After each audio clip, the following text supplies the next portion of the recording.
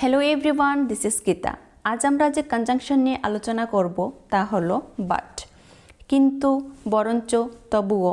এই তিনটি অর্থে আমরা বাট এর ব্যবহার করতে পারি। প্রথমত, কিন্তু অর্থে বাট এর ব্যবহার দেখব। যেমন, সে ধনী কিন্তু সৎ নয়। He is rich but not honest. সে গরিব কিন্তু চোর নয়। He is poor but not a thief. সে ফর্সা কিন্তু সুন্দর নয়।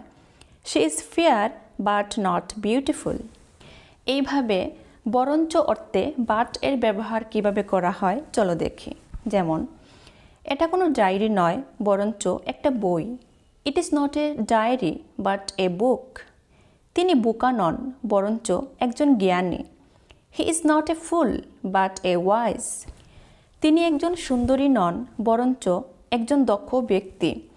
She is not a beauty but a skilled person. এবার তবে অর্থে বাট এর ব্যবহার দেখব।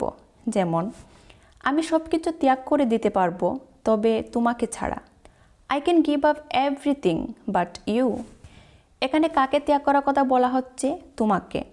তো এখানে ইউকে ঠিক বাটের পরেই ইউজ করেছি।